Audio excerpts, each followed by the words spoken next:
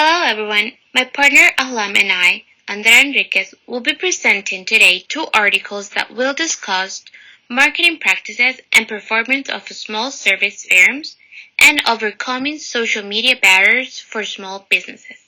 I hope you enjoyed this presentation and we will be happy to answer any of your questions.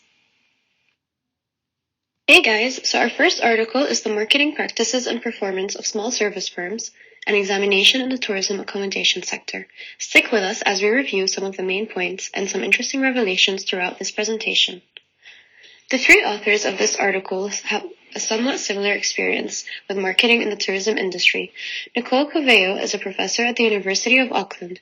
Her research focuses on contemporary marketing practices, international entrepreneurship, and network dynamics. Heidi Winkelhofer is an associate professor at Nottingham University Business School with a focus on marketing, quantitative methods, international marketing, and relationship marketing.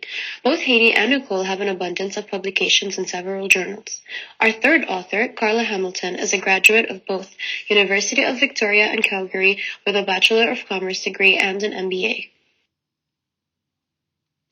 Different sectors of different industries have been working with various types of marketing among different sized firms. The authors of this article decided to come together and present a study of the practices and performances of 242 smaller sized firms.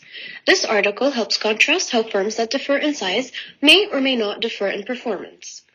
The article itself refers to firms that are recognized as service organizations. The main previous studies that the article discusses show that the use of relationship marketing tools and relational efforts contribute positively to performance. However, this originates from the studies of larger firms with concentrated and/or repeat purchases. This forms a gap in most researches because smaller firms are the ones that dominate most economies. This study examines the marketing practices with a method that allows for dissection of both transactional and relational activities. It then investigates the association between different marketing practices and four types of performance: customer acquisition, customer retention, sales growth, and profitability. Tourism is a growth industry reported to directly account for 3.8% of the world's GDP and about 2.8% of the world's employment, according to World Travel and Tourism Council.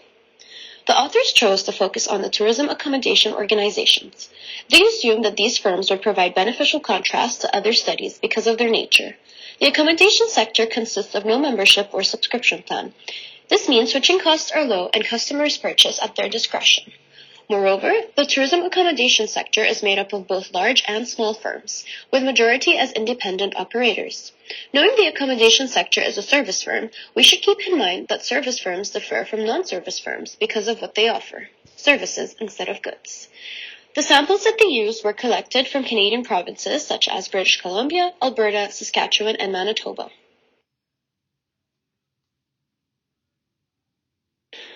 The authors' research consisted of several issues.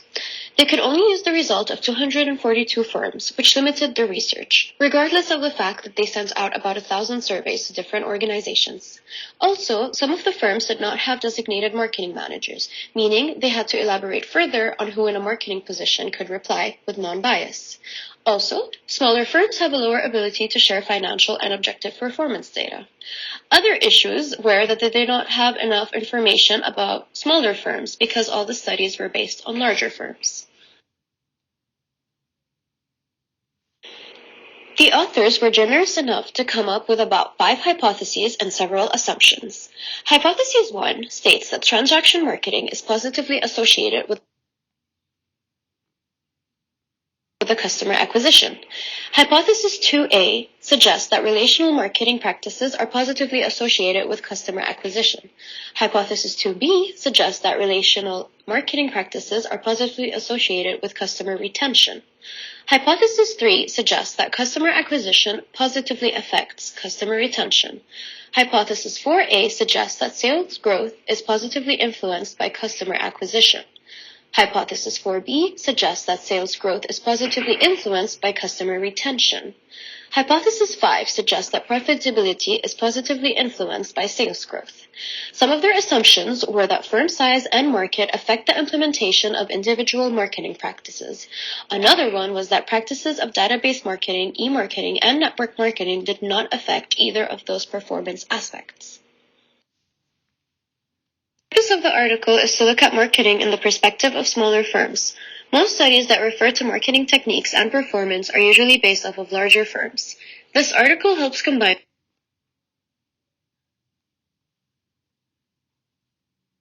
several studies of different views from different authors. This helps us understand previous outlooks and results versus more recent ones. They introduce several hypotheses and assumptions to allow the reader to grasp the idea that marketing techniques are not set in stone. Higher levels of transactional and interactional marketing help increase acquisition results, and a stronger emphasis on interactional marketing allows improvement in retention. The effects of the other relational practices such as database marketing, e-marketing, and network marketing on the different performance aspects are not as important. The impact of marketing practices on sales growth and profitability result in acquisition and retention. The trigger of profit is sales growth, which is altered by customer acquisition and not by retention. Our evaluation of the article was that the author's argument was logical, it was well organized and easy to read, and the terms were clearly identified. It had sufficient evidence for the arguments, and they did support the main points, and the article definitely helps us understand the subject further. Is just for your personal preference of understanding how the different types of marketing work in different dimensions and their results. The second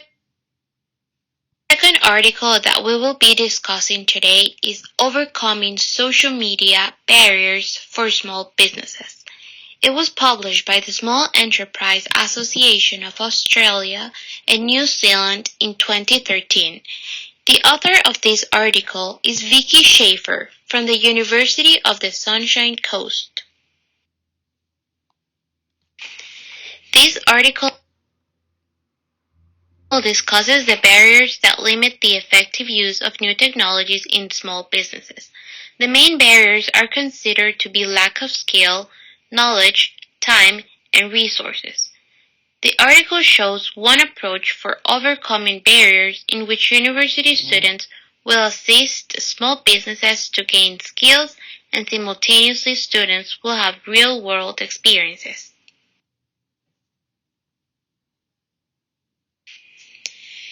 In 2012, a survey conducted by Nielsen with 28,000 global consumers showed the results in which 70% explored social media once a month to hear about other experiences, 65% to learn about brands, products, and services, and 50% use social media to express concerns and complaints. With this result, it was found that social media facilitates the customer relationship and that also a good customer service is crucial for small businesses.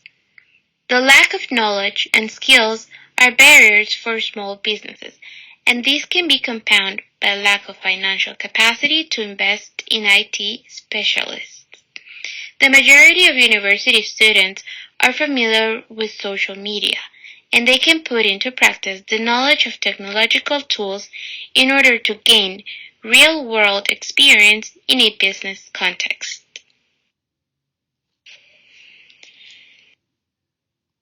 This paper shows a project where tourism-related businesses partner with undergraduate students to create and manage social media such as Facebook, Twitter, and LinkedIn for 7 weeks in the years of 2010 and 2011. According to the online surveys, 50% had never used or created social media because of lack of skills, 27% time, and 15% uncertainty. Also, respondents answered that the main barriers of becoming active in social media was 67% lack of skill, 55% lack of knowledge, 44% lack of time, 11% lack of resources. In this case, money. After the project, more than they have indicated that barriers were reduced. Students learned to use social media more effectively, and business operators became aware on how useful social media is for small businesses. After the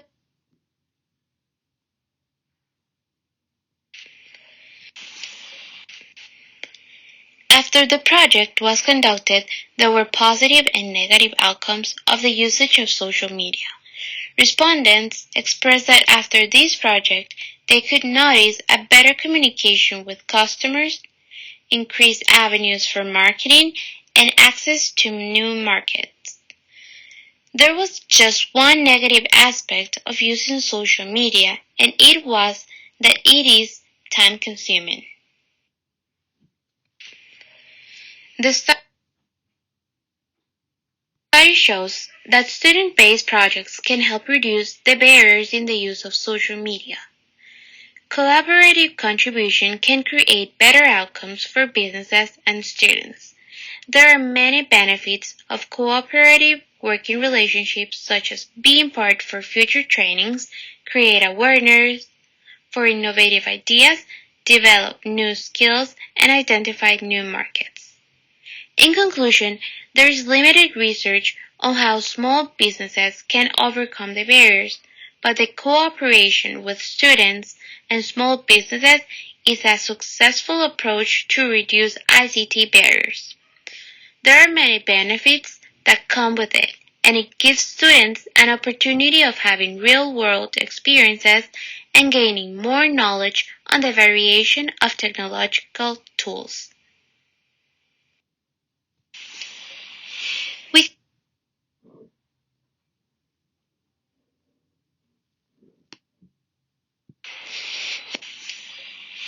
We concluded that the first article is more academic and longer, and the second one is more practical and easy to follow. The second article supports the idea that small and medium enterprises are essential for the economy. Both articles are focused on small businesses. Now, we have two questions for you. Do you agree social media is essential for small businesses? Explain your answer. Do you think there are more negative impacts in the use of social media for business purposes? Thank you so much for listening to this presentation. I hope you enjoy it. We will be glad to answer any of your questions.